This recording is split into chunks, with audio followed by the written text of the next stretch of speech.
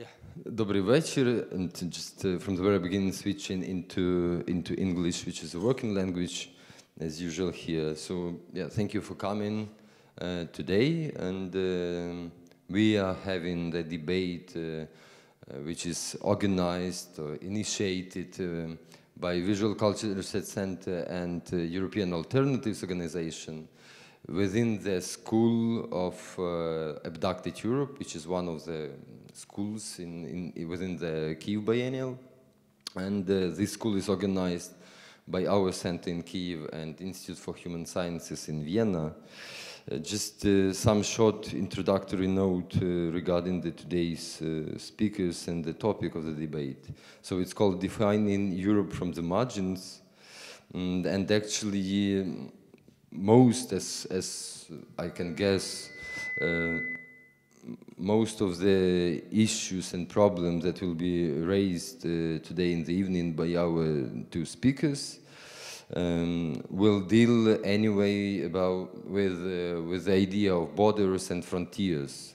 That is probably the biggest challenge that the European Union is facing today. So European Alternatives is a transnational European organization which is somehow has a lot of similarities, I would say, with our Visual Culture Research Center, because it also tries to imagine or to rethink, reinvent art and knowledge as political instruments to enact some transnational practices in culture and in politics across Europe.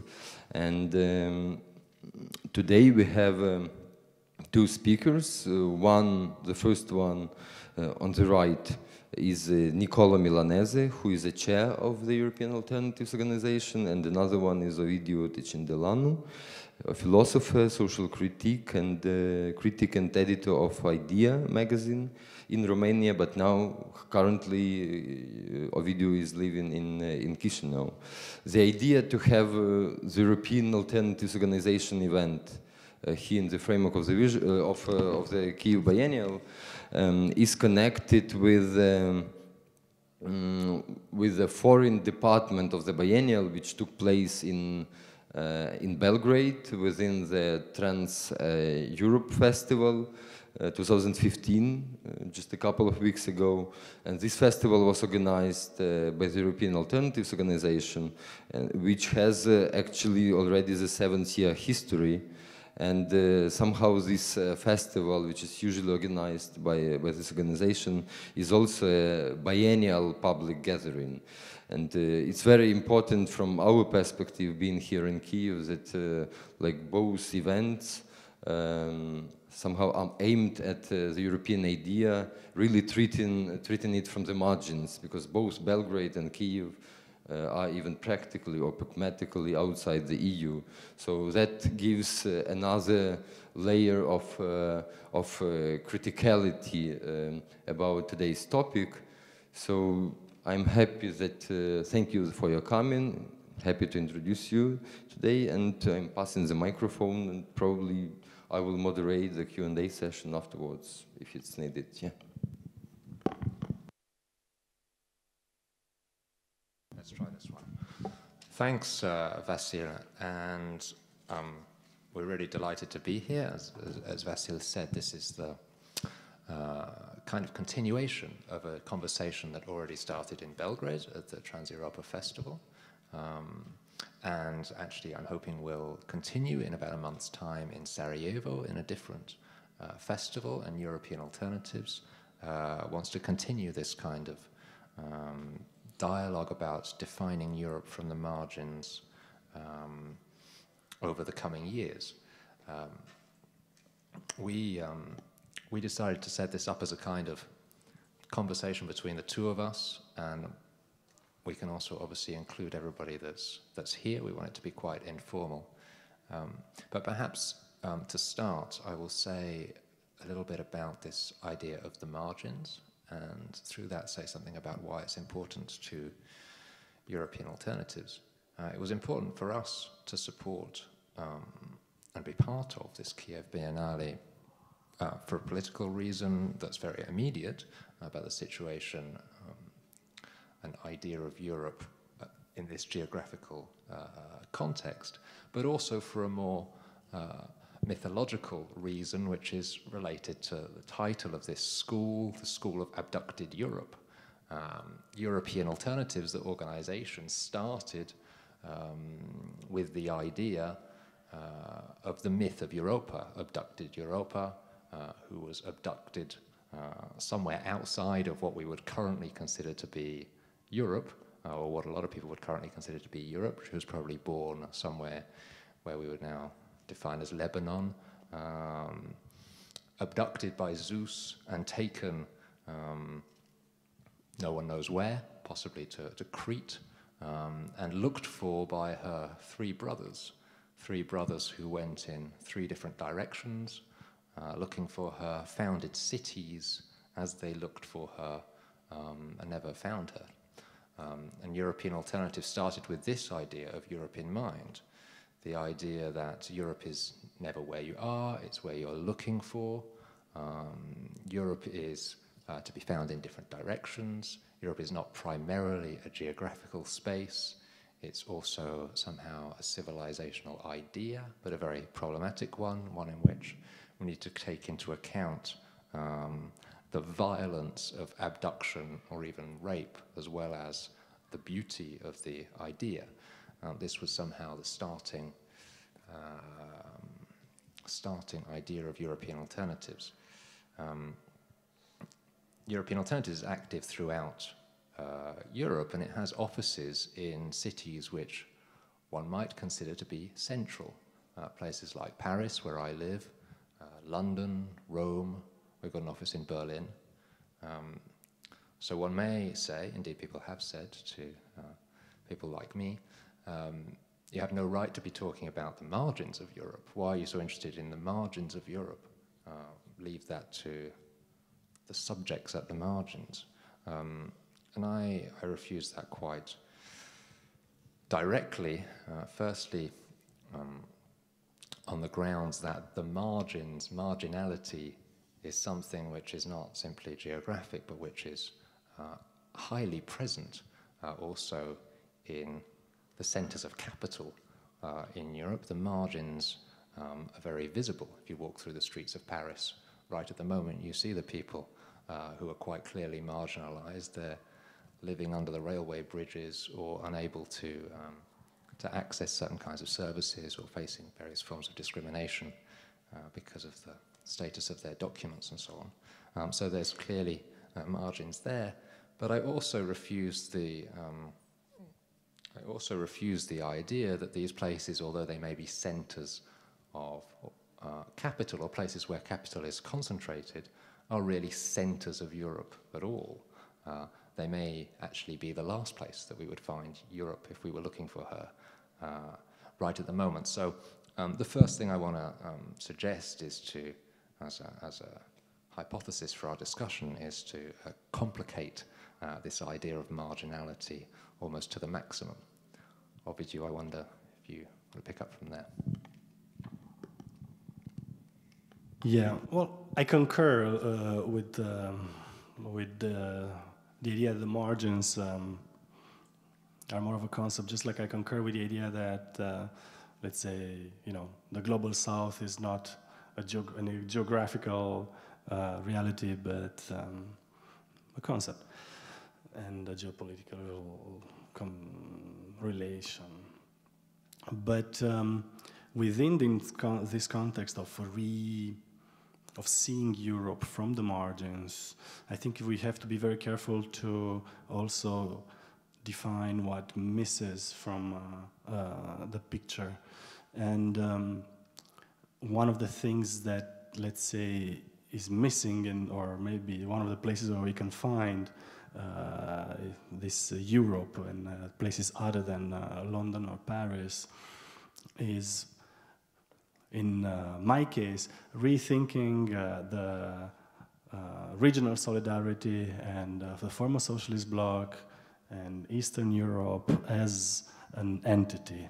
Because in the past 25 years, Eastern Europe has, in a way, disappeared gradually as a reference, and also because one can see the current, a sort of a current political divide between not only represented by Ukraine as an end of the transition and the creation of what used to be called the conflict zone in this semi-periphery of the world, but also in the sense of the line of division created by the new statist nationalisms re-emerging, and the military and geopolitical alliances playing a factor in the region. So let's say between Latvia, Poland, and Romania, for instance, the role they play within the region as opposed, let's say, or nearby in relation with Ukraine or Moldova. And these lines of fracture within the region, I think, are a very sensitive point. And one of the key things to address explicitly, both in the sense of thinking Europe from this margin and redefining actually the global meaning of Europe from this margin, but also reclaiming, struggling against these lines of fracture and reclaiming solidarity at regional level, transnational level against the emerging nationalisms. I wonder whether it's important. Well, it certainly is important. I wonder if we make any progress by talking about different kinds of marginality produced by the state or produced by power. Because one of the things that seems to me to be striking is that those states which appear to be more powerful in Europe have the capacity to push back the border. Push back the border almost to the extent that they push it into other countries, their own borders. They externalize conflict a long way away. That conflict could be externalized to places like Mali or Syria for France, but also are externalized to bordering countries of the European Union, which are not totally opposed to that happening. Indeed, there seems to be a complicity in becoming the border guards or the borderlands of the European Union. There's a complicity because there's a profit to it. There's both a financial profit, also a political profit to be found for such countries redefining themselves in a way as borders. And so I mentioned that to try and pick up on your point about the disappearance of Eastern Europe as a kind of figure for reflection, and its redefinition, particularly in the current context of the migrant crisis, or however we want to call it. There's a kind of battle there to be fought as well. Yeah, I think this is exactly going to the heart of one of the most important issues today. And you can see that, let's say, the resurgent humanitarianism in relation to the refugee crisis showed by Germany, for instance, asking from the beginning for a very high quota of refugees, and then actually raising this number at the insistence of people coming from the world of capital. This humanitarianism definitely comes together with countries of Eastern Europe playing the role of the brute and reinforcing in parallel, creating walls and reinforcing in parallel mechanisms of streamlining and pressuring the migrants. So this new humanitarianism comes with Eastern Europe and some countries of Eastern Europe willingly taking up and assuming the role of the brute and redefining basically the region as a sort of the strong arm of Europe, or the bad face of Europe in face of facing what in Romania actually has been called from the mainstream civil society the last attack of the barbarians at the gate. And so this is, I think, a very urgent issue, to see both these things going together, the new humanitarianism and the human face going together with very concrete institutional measures which sometimes go through the mechanisms of the European Union, but in Eastern Europe in the direction of the security apparatuses, and also from the self-initiative of East European states to create a hostile space for refugee immigrants coming from Northern Africa. This in the context in which, of course, the European Union, or the Europe as a global meaning, means also that Europe has existed for a long while along the west coast and north coast of Africa, not only through the presence of Frontex, but in different ways. And in such missions in the Mediterranean, the East European countries already have a recent but important history of participating in exercise, in what it was called common exercises. And I think now we see the fruition of this apparently benign common exercises in the, again, self-willing, but also encouraged by Western Europe process in which Eastern Europe redefines itself and is encouraged to redefine also its role in Europe as being the bad face, the strong arm, the racist part. Maybe to come to the thing which really interests us both the most about redefining Europe from the margins is the question of how to resist or change this situation, mobilize against it, or mobilize in the name of another Europe. And one of the things that I've been asking myself recently, reflecting on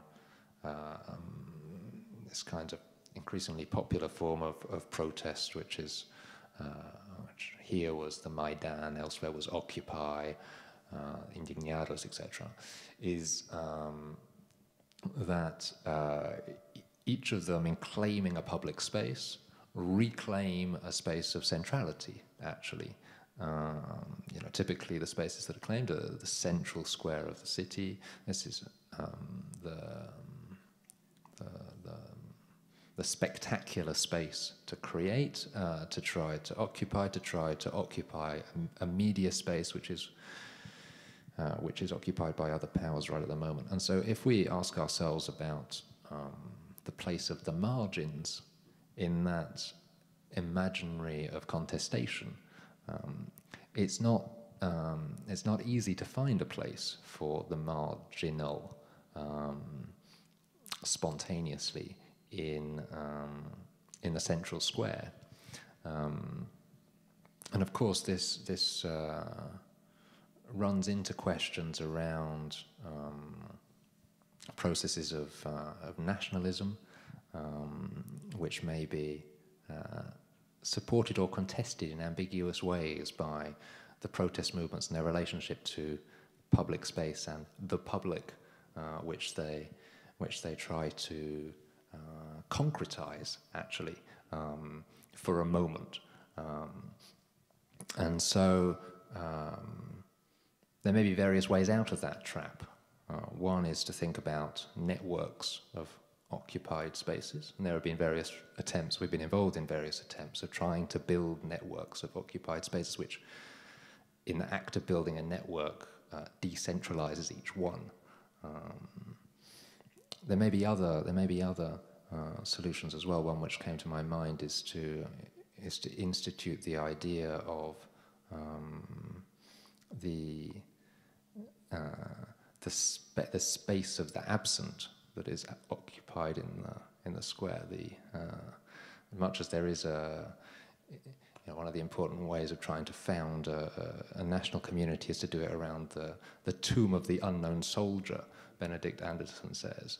Well, maybe we need to have the tomb of the unknown migrant, or the occupied space of the unknown migrant in our occupied spaces.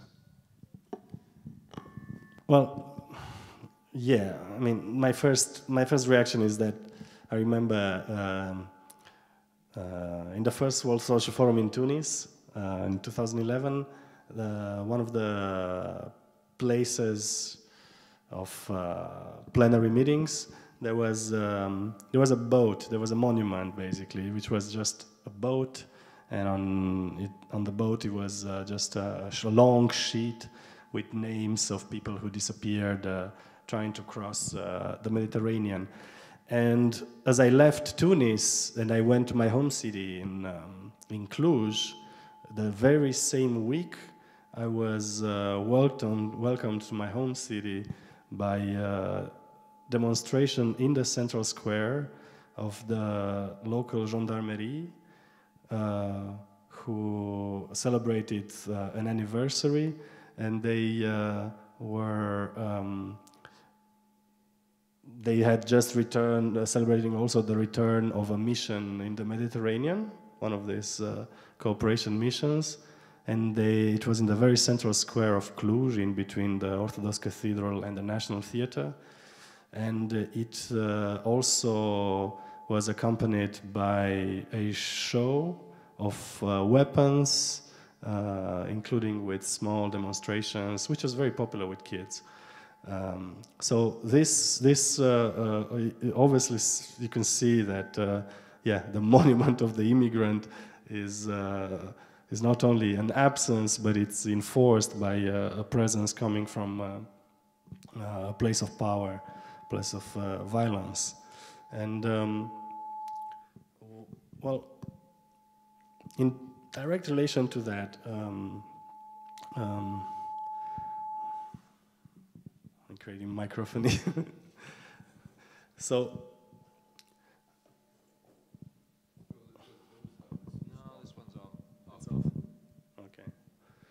So okay, what I was going to continue with that is where I was going to go with that is that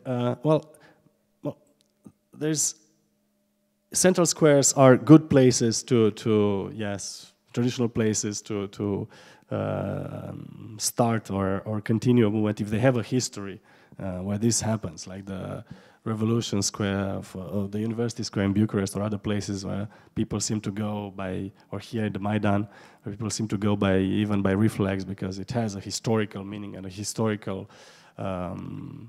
weight. But the problem with central squares also is that you very soon have the national flags coming up, and as soon as the national flags come in after, let's say, a couple of weeks of a public forum being created in a national square, the set of questions that are asked change. They change and they start being framed in within the frame of nationalism or of the state. And I think this is a discussion that has to happen in the present, readdressing the issue of the state and rethinking the issue of the state in this context of the refugee crisis, but not by looking to offer quotas, piecemeal solutions to a systemic problem, but by trying to really think of what could be the collective transformation of Europe in which the immigrant refugees could be central together with, let's say, European citizens of whatever sort. What could be the collective transformation? So not what could be the best Europe that could welcome the immigrants and its various margins, but what would be the collective transformation that puts this process in its center, at the core of its transformation. And I think this question, one thing that we can say for sure is that this question is not asked at the political level right now in the European Union. What the current paradigm is still on, well, let's put it this way, piecemeal solutions for the margins of whatever their provenience are. Yeah, I mean, I think the immediate question that comes out of that is who or what is the political actor that can pose this question? I mean, some people found striking the images of migrants marching from Hungary through to Austria, carrying a European flag. People said, you know, they have managed to achieve something which the civil society of Europe has been incapable of achieving for years in creating this image, actually, of a radically different Europe by claiming the European flag. I'm not totally convinced by that discourse, because there may be other non-political reasons for this kind of action. I wanted to perhaps touch on a different point, though, which you mentioned, which is about nationalism, but is related to the migrant situation, but related also to other situations.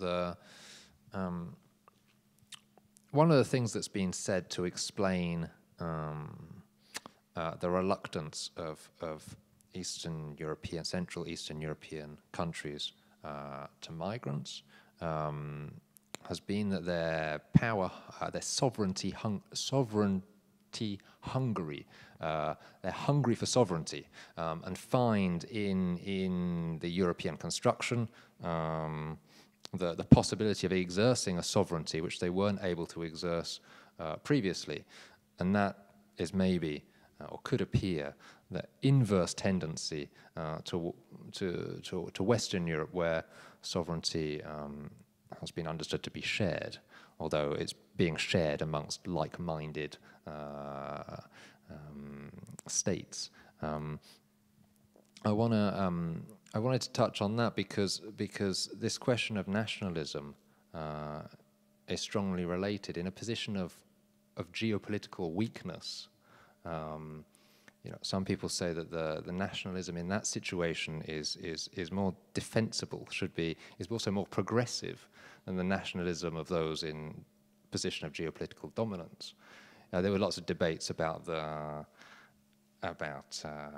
Greek crisis and elements of Greek nationalism in the discourse of Syriza.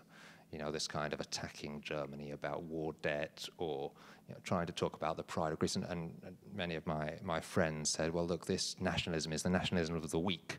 And it's a totally different kind of nationalism than the one that you might have a problem with.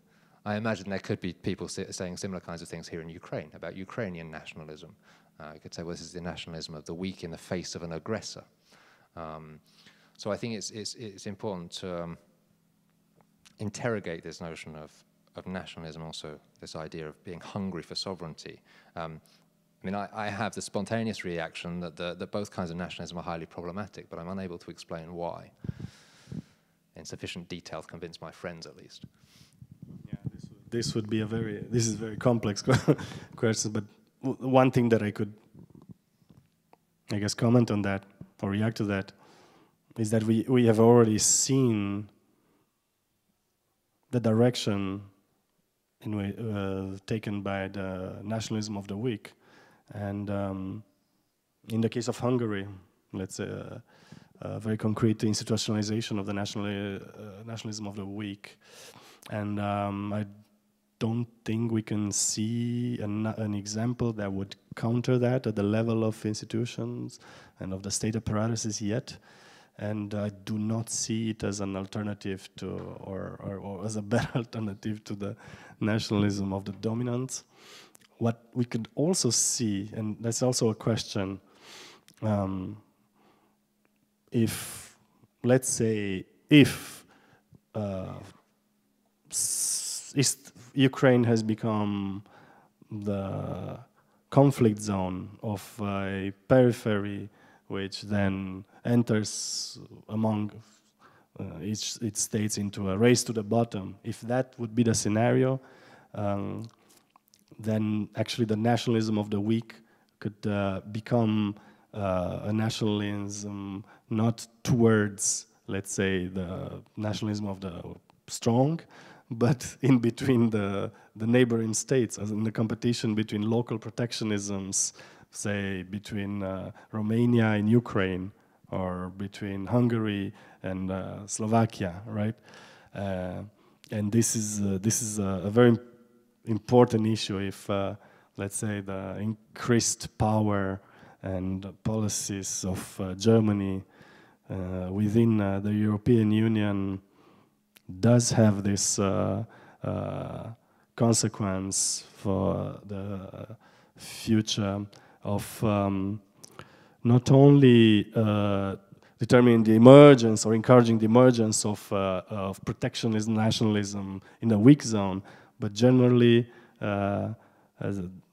determining the rise of state protectionism and actually isolationism within Europe, within European Union at large. And yeah, I think this is a very, very dangerous and difficult question, yeah. One of the things that keeps coming back in discussions we have at European Alternatives, where we have people from different parts of Europe talking together about progressive politics or culture, is problems around the category of the left. And now it's reached, and that's been there for years, but now it's reached really striking proportions where you've got a party like Podemos in Spain, which wants to avoid talking about the left as much as possible and talk about other kinds of things, corruption, state capture, a caste of elite that controls the state and so on. Then you've got a whole raft of activists and others in Eastern Europe who desperately want to reclaim the left, have a real left, etc., etc. And this gap, and paradoxically, are talking about many of the same kinds of things. Actually, they're talking about corruption, state capture, monopolistic capitalism, etc., etc. But this linguistic gap is kind of growing larger and larger, and more difficult to bridge.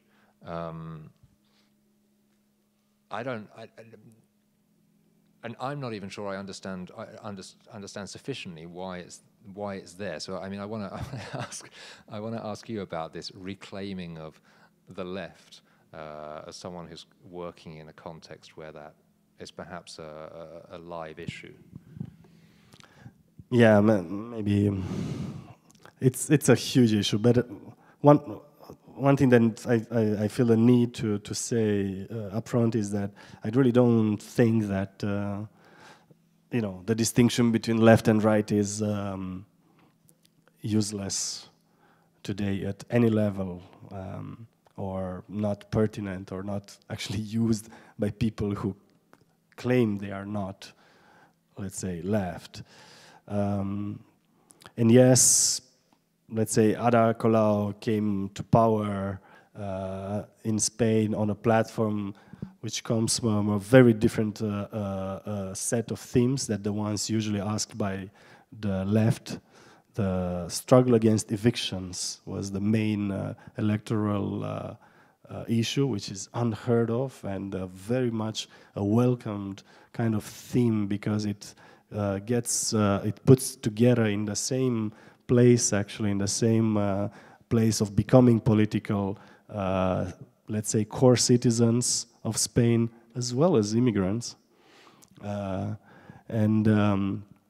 So, yes, the set of themes addressed is completely different.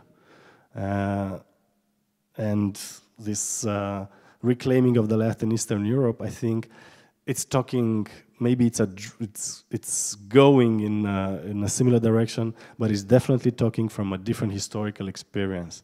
And I think it always, at least from the independent groups that have emerged in the past 10 years in Eastern Europe, I think it always is also an issue of reclaiming whatever positive legacy of the actual experience of real socialism that can be gathered. And I think this is a very important point, this reclaiming of concrete historical experience beyond just the negative appraisal, but also beyond, let's say, nostalgia. And I think that's why the set of questions, when they are when, say, people from Podemos and people from the Slovenian Workers International University talk about the set of issues related to the left are different in their minds. They're different, but listening to you speak, I realize how important this historical work of actually re-evaluating the real socialism in Eastern Europe is, because the way that, for example, Jeremy Corbyn is decredibilized in the UK is by referring to, in very kind of sweeping tones, Stalinist Sovietism and its catastrophic failures as a kind of historical imaginary that is just conjured up like this very uncritically. And the political forces in the UK, at least, have no resources with which to criticize this kind of generalization, which resonates pretty well with the masses, and no doubt that's not such a dissimilar situation in Spain or in France either. That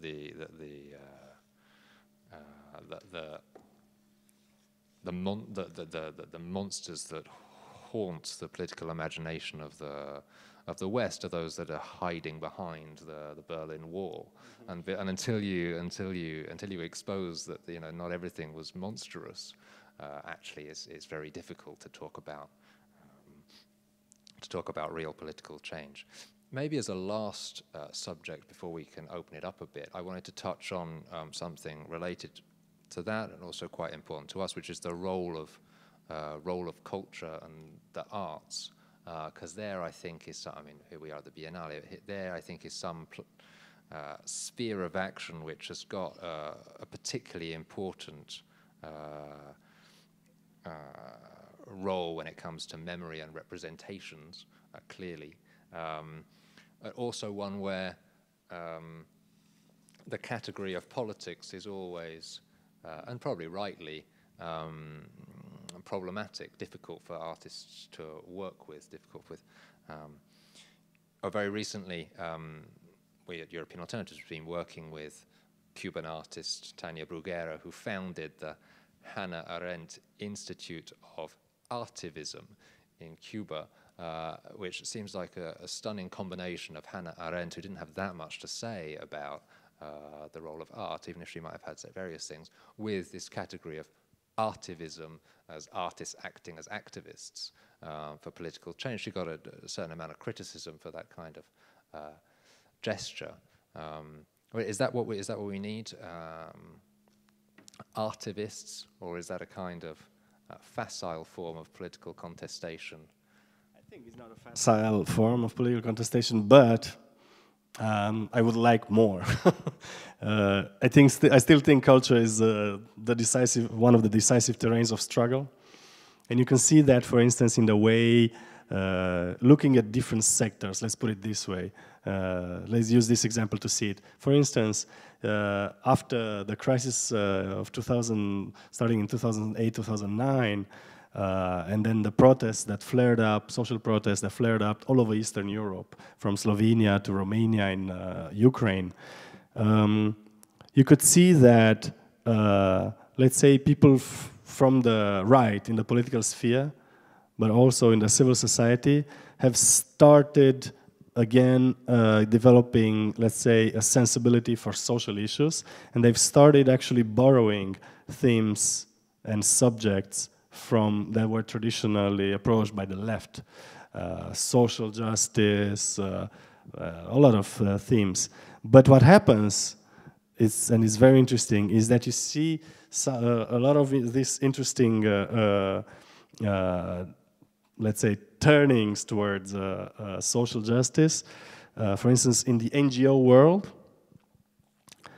fall back as soon as they leave the space of the issue that they are involved with. They fall back into the bureaucratic language of liberalism. So what you can see that, you know, basically they lack the cultural background on which to fall back to. So this is why I think, you know, not only artists, but cultural workers of all kinds have to work on mid-term and long-term also agendas to actually create this countercultural background or a different cultural background that develops a slow consciousness and a slowly developing familiarity with issues and vocabularies that then can be used easily by, let's say, experts, the professional class, to when they fall back outside their domains.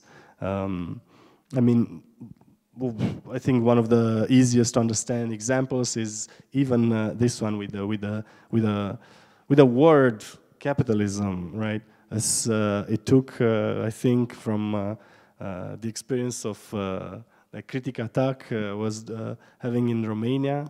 I think it took about 5 years in which the actual word capitalism started to be used also by, let's say, mainstream journalists and people from the civil society and NGO sector, instead of using all the time free market.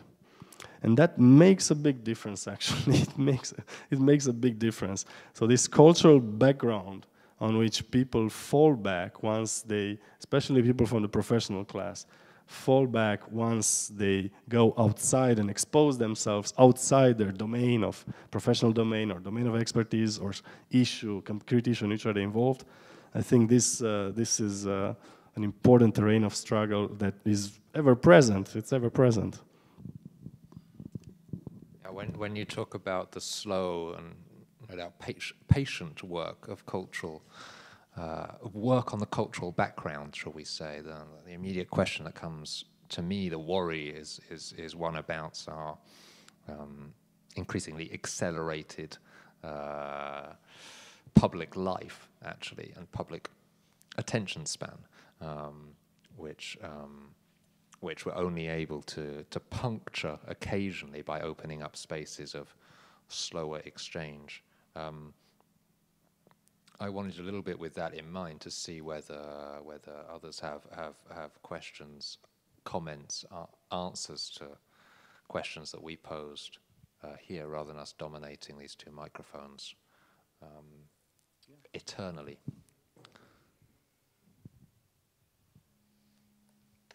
If not, we can keep on speaking.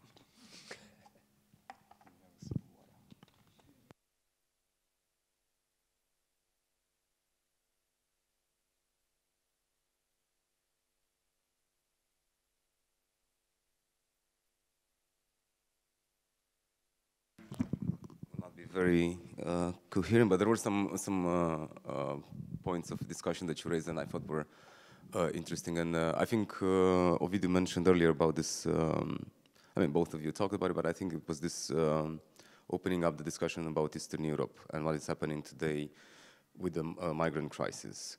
And to a certain extent, I agree with you that in this scenario, again, Eastern Europe is this bête noire, this absolutely inferior subject who is too, barbarian enough to keep these people at the borders, to reject this, put the walls around it, and so on. You know, there was this construction somehow that you look at this Eastern European barbarians who are keeping, refusing humanitarian aid to people in need. We, the Europeans, French, Germany, trying to find a solution and bring them on and so on. Austria opening the borders a bit and so on. But at the same time, you can't deny that actually this is happening. Eastern Europe is falling into this barbarism day by day. I mean, it can't be denied because, okay, as an Eastern European and somebody who's trying to think through this kind of either leftist perspective or Eastern European as a category, political category, criticizing this Eurocentrism and so on. And I think they're all useful instruments. But at the same time, it cannot be denied that Eastern Europe is now in a fascist dump. I mean, it's one of the most conservative, fascist places in Europe, in the world right now. I mean, it's sliding towards that more and more. And why is this happening? I mean, we can probably talk a lot about it, but it can't be denied. I mean, we have this post-communist Europe as one of the most backward, intellectually backward, politically backward places in the world right now, and we really have to face it. And I think this is quite an instance. I mean, not only Orban in Budapest with his crazy idea of building fences and so on, but this whole approach to the migrant crisis within this society. It's not only the political regimes, but within the societies. It was absolutely scary, absolutely scary. Yeah, I mean, I can talk directly to that because, yeah, it needs to be, I feel the need to add straight that, yeah, this is in the same time, this new redefinition of the role of Eastern Europe as the brute, it's not only an ideological construction, it's totally agree, it's a reality, and it's a reality that has been brewing for a long time. Myself, I call it the post-communist racism, this phenomenon, long-term, I mean, phenomenon that you saw throughout Eastern Europe, in which, at least in my analysis, first the middle classes develop a specific form of racism that led different categories towards proto-fascist political sympathies. And then this phenomenon swept I think, the larger parts of society under the influence of the complete reconfiguration of the public spheres after '89 and redefinition of curriculums of education, of the capture of key positions or position of influence in the cultural sector and in the culture industry also. So this is indeed, I think, one of the most important realities, not only ideologies as a reflection that we need to address, this issue of post-communist racism, which does not mean, though, that it involves only Eastern Europe. I think Western Europe also developed a form of post-communist racism in relation to this parallel phenomenon. But there is no question that almost without exception, for instance, let's say the leading intellectuals in Romania, but Poland too, Hungary too. Yes, they are virulent racists and explicit racists, and increasingly so articulating the racism with a new revival of local spiritual traditions in relation also with the Orthodox Church, for instance, in Romania, or with the Catholic Church and the Christianism as an idea of civilization in Hungary. And so I think this moment of articulation between let's say, the larger phenomenon of post-communist racism and then the revival of conservative institutions throughout Eastern Europe, the increasing role of the church in societies in Romania, Poland, Hungary, and in combination, these two, with the protectionism of the state and the sort of rise of the militarized state, creates a very problematic combination for the near future. Yeah. say something and then I come back to you, that because I'm always I feel a need to add on immediately when people talk about the rise of racism in Eastern Europe. I mean, I agree, and I don't want to take anything away from it. But look at France. You look at the opinion polls about whether we should welcome more migrants. It's pretty frightening as well. And then I think to myself, I would look at Spain and what happens at Ceuta and Melilla, where there's blatant state violence, which looks pretty similar to what happens on the borders, if not worse than what's currently happening on the new fences put up in Eastern Europe. And the difference, perhaps, and it's not a minor difference, is that the Western European states try to keep it hidden. It's invisible violence. It tries to be externalized as much as possible, driven away as much as possible from our home, whereas there seems to be a need to make as visible as possible, indeed a pride of making as visible as possible this kind of discrimination and racism in, for example, Hungary right at the moment, and it generates political capital in a way that it wouldn't necessarily generate political capital in Spain or in France. But still, I wanted to add it on because I think the tendencies are deeper than a question of a distinction between East and West. It's the way that it's presented that is different.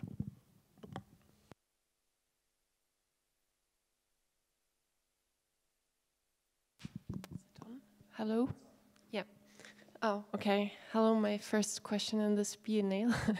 My name is Bauer. I come from Germany. And actually, for me, it's interesting because you differ East and West, so many people do. But for me, it's like how all together is connected. Because my experience here in Ukraine is in daily life when I speak with people, that they're very frustrated, for example, that Germany let so many people from Syria inside, and they are treating on the other way Ukraine people as a third world country, that they refuse them to come to Germany, and if so, they have to show all the papers. I mean, you know it. So I think, okay, we can point off in Eastern Europe or Ukraine to say, wow, there's a huge racism. But when I hear the people speaking, yeah, you know, Germany let Syrian people inside and not me. So I can really somehow not understand, but somehow I follow this argument, you know, that people are so frustrated here and saying, you know, I really hate Syria people. And I think the argument is because they have the chance to come to Europe and Ukraine people not. So I think in my experience, we have to not to divide in West and East, just see how it works together, and it's not working together that much. A comment maybe more, or how you see it. Well, I agree on principle, but I also think it's very important. You cannot. Let's take the example of a racism articulated through nationalism, ethno-nationalism, you know. So let's say anti-Roma, and then taking against all people of color, you know, whenever the situation asks, all right, then anti-Arab, anti-black, all people of color, right? So in this case, I don't think you can fight this kind of nationalism at the level, as efficiently at the level of the whole of Europe, because Europe is based on racism, Western Europe. Racism is Western first, historically, and that's, let's put it this way, it's institutional home. And so it's harder to fight this fight within the level of the whole of Europe as it is, I think, in the level of regions.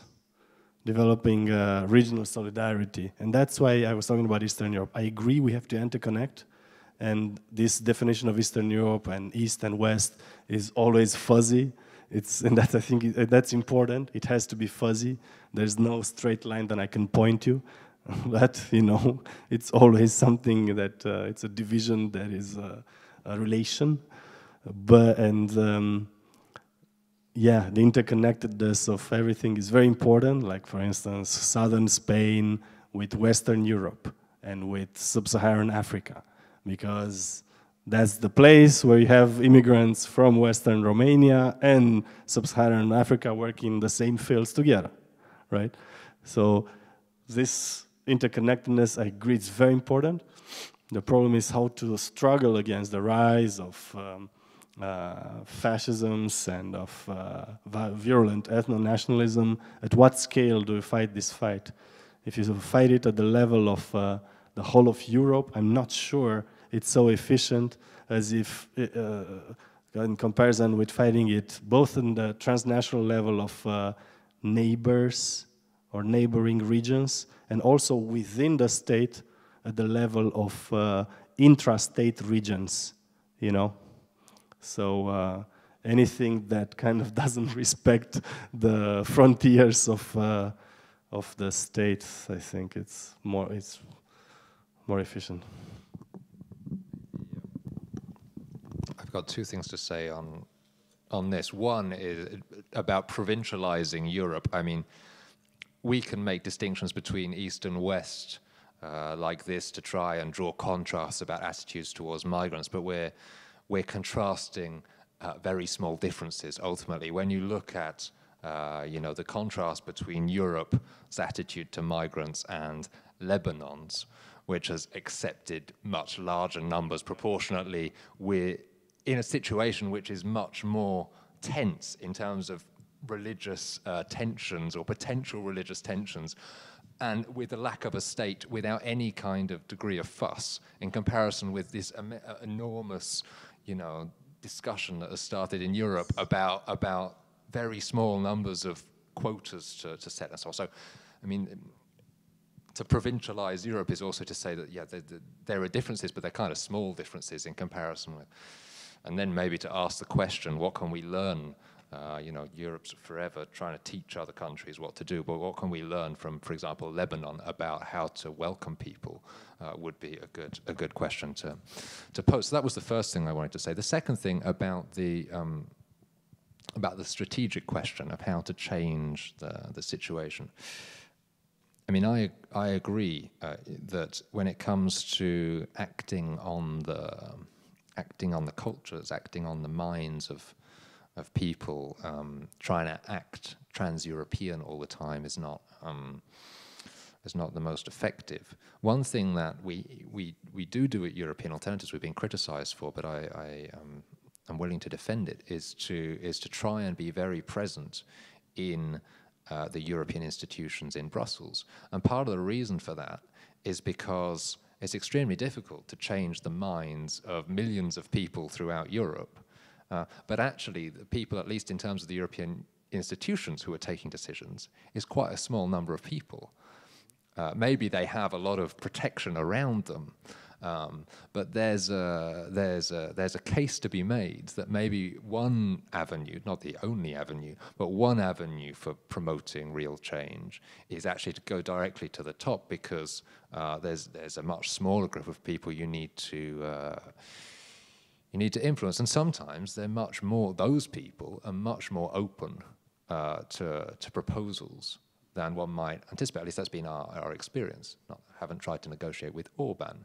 I mean, that would be a different, I don't think he's very open at all. But in terms of some of the people in the European institutions who are taking key decisions, there is a degree of openness, which you wouldn't know about unless you go there. But, so I mean, that's to say that I think there's also, it's almost a sort of Leninist go to the palace approach, which we've adopted to European Alternatives with some degrees of success.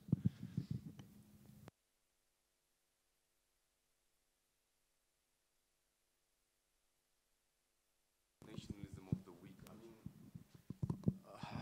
mean, agree it can be interesting as a concept, but at the same time the way it plays out in not only in Eastern Europe, but to go back to this example of Eastern Europe, it's a way of excluding people who don't belong to the nation. It's basically a form of nationalism against the weak. It has nothing to do with nation anymore. I think this is gone. This is a form of, you know, this illiberal idea of nation and nationalism. It's a form of excluding from. Yeah, it's excluding from the body politic of the exclusion from the body politics of people who are weak, who cannot be defended, who are in need of defense, and they are just simply refused. From the Roma to the people without jobs, to migrants, to everything. This is basically the way nationalism, and you can see it in many. I mean, Hungary again, it's a very good example, but not only. Okay, you can think of other examples in Europe, but Hungary is the perfect example. The way nationalism, what seemed at the beginning to be a form of enlightened nationalism against the EU and this domination of global capital, in practice, under Orban, it became a nationalism that excludes from the body politics, from citizenship, from belonging of the people who are poor, who cannot defend themselves, who are Roma, who are vulnerable. And this, I mean, this is the practical articulation of it. And I think it's interesting, but I think somehow we just passed this point where you can find anything progressive in a form of nationalism. It's just because liberalism, and this is it, in Eastern Europe simply disappeared. I mean, it's even more illiberal than the 1930s, where you still had some sort of left being around as a reference point. But now this is absolutely. I agree with you on the principle. When it comes to persuading my friends, you know, some of them are Scottish and some of them are Catalan, and this is really where I have the problem, because you know, I'm pretty persuaded that Scottish nationalism, although it doesn't look as dangerous, it doesn't use the same racist or xenophobic terms as other nationalisms in Europe. I'm pretty convinced that it's dangerous nonetheless. But a lot of my contemporaries and friends and so on see it as a way, indeed the best way, right at the moment in the UK, of being progressive. I'm trying to explain to them by making comparisons with other parts of Europe. It's difficult to do. The only way I've found of trying to show the difficulties is to show that their nationalism doesn't exist in a kind of vacuum. That talking about Scottish nationalism immediately provokes people talking about English nationalism, which leads to people talking about Irish nationalism, which leads to all kinds of problems which we're all too familiar with. And it's not so different in Spain either, when you start getting Basque nationalism and so on and so forth. There's a point at which, you know, politics has to be the coming together of people who are different in a space of discursive dialectical exchange. And if you just keep on retreating on the basis of sort of closing group on the basis of saying, yes, but if we make our group even smaller, we can realize policies which are more in our interests. Firstly, there's a problem of naivety in an increasingly globalized context. That's been mentioned in the Scottish case as well, where people have said, where are you going to get the money from for your policies? But there's also this issue of actually turning the world back into a sort of war of all against all, which is nasty, brutish, and short as a form of life, as Hobbes already pointed out, but has been forgotten in the UK. But nonetheless, there's a real problem about this issue of nationalism in Western Europe, because it's much more difficult to pin down what the problems are.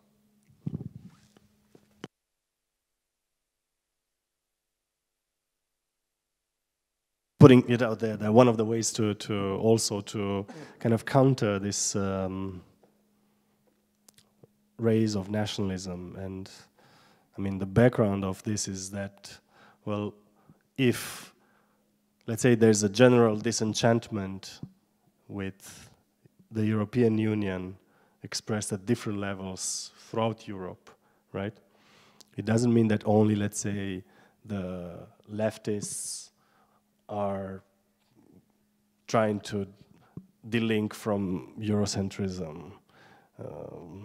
conservatives also are doing it, and they see in Orban we have a very good example of a concrete way to institutionalize this, and it's a dangerous one. But one way to counter it is to talk again and ask from politicians and to work in the direction of making visible the chains of value. And the chains of value, not only in terms of the circulation of labor and the force of labor force and commodities, but the way it works in the present world within and the Europe and outside Europe itself. I think this the way valorization and the chains of value are organized, it's completely unknown or opaque to the European public, even if, let's say, everybody knows that workforce is cheaper here than there. But the question of why is it so and how does this come through in particular sectors, it's not transparent at all.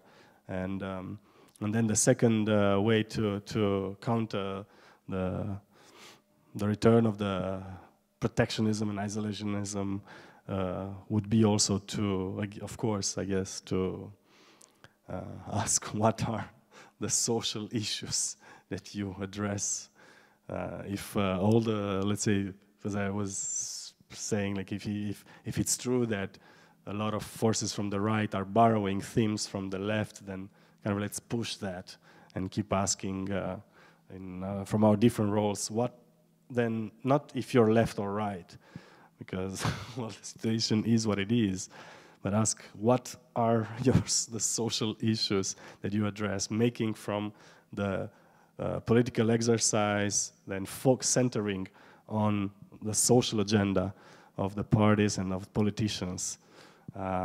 Because we see this shift right now towards defense of the state, defense of ideologies, linking all these forces. And so the social issues of social struggle are translated through a different language. They are slowly shifting to the side of the political spectrum.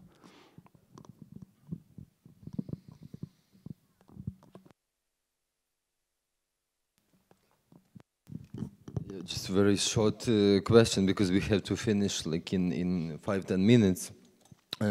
Actually, the question to Ovidiu about this idea of rethinking the region, right, and somehow searching for the new level of or the form of solidarity for the Eastern Europe. I have like a problem here with what you said, because what you actually described as a division line in the Eastern European region is actually not a big surprise, because that's actually the line which runs on the same way, the same direction as the EU border does, right? So when you say, for example, that we need some solidarity for the region which somehow derived from the socialist bloc, on the other hand, you have to keep in mind that, for example, Ukraine or Moldova or Russia were not the part of the socialist bloc. They were Soviet Union. It's different. That's why we didn't have 89, we had 91. So, on the other hand, you see, the idea of the Eastern Europe today changed to a pretty high extent, because now we see, we are currently observing the emergence of the new kind of region here, which consists of the countries which are somehow scared by the Russian intervention. So The war, which is waged from the Russian side, actually resulted in creating a new kind of horizontal or some unofficial block of countries which are somehow trying to oppose and just thinking in advance about possible intervention. Of course, Ukraine, and, Georgia, Moldova partly, Poland, Baltic countries. It's a different region than we used to have like 2 years ago. The same, by the way, with the Middle East. The ISIS and war on ISIS changed totally the whole Middle East. So now the Middle East region is totally different, comparing, for example, to what we had after the Iraq war, right, in 2003. So that's also, you mentioned these militarist and nationalist factors which influence the shape of the region. So my question would be, what kind of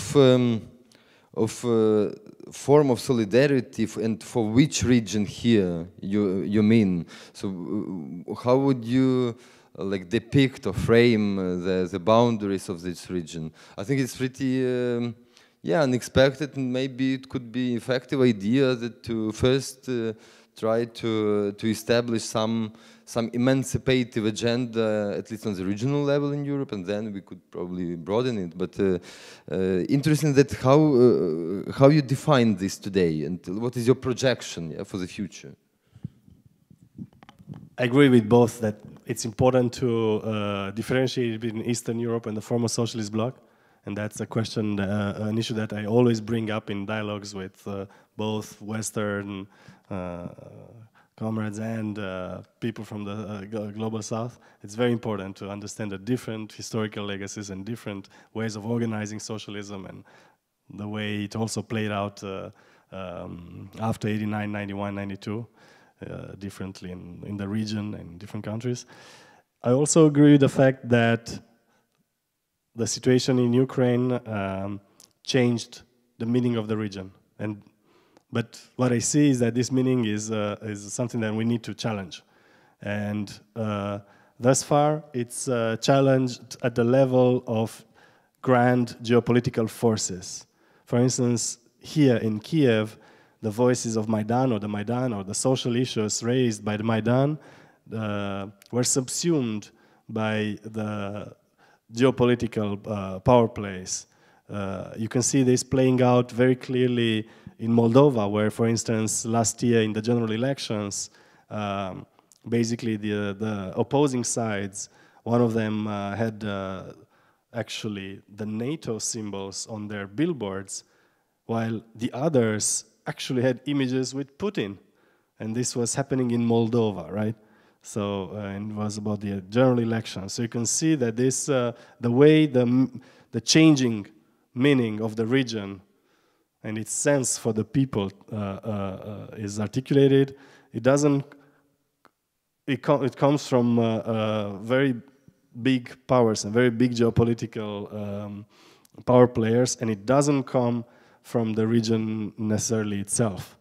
And I think this is a very important issue, because, for instance, when in Romania, let's say, actors from the civil society and the public sphere are asking for solidarity in terms of, well, the struggle against Russia, they simply do not take into consideration, they ignore the consequences that these gestures have in Kyiv or in Chisinau. They have no idea how this plays out, how, let's say, a NATO military show of power in West Poland or in Romania, how does this play out in Chisinau? It's a total lack of understanding, I think, of the repercussion and who actually pays the price for this shows of power and for this discourse. And this is where I think what needs to be countered, first of all, this over-definition of the region as a conflict zone, as a general, which is traditionally a situation in which peripheral zones of the world are characterized by, right? And so this definition is given by, I guess, geopolitical powers, and completely over-determines any social issues, and also the sense of the region and of their own, let's say, political agency that people from the region can have. Well, and as to concrete acts, I mean, for instance, I think it was a very significant premiere what the group from Critica Attack edits in Bucharest, edits an yearly anthology, right? And so the last yearly anthology was exclusively dedicated not to, let's say, a selection of the themes that were addressed in the past year, but it was all about Ukraine, yeah? And that was a premiere in the Romanian public sphere. And I think it's a very important premiere. It's a thick book, it's a presence, it's a gesture that creates then echoes and reverberations and something to think about. And it definitely plays against, brings back actually, or rethinks, for instance, the social issues and different ways of organization, or views that came up during the Maidan, kind of refusing to reduce everything to this geopolitical, either west or east game that is playing out right now in the region.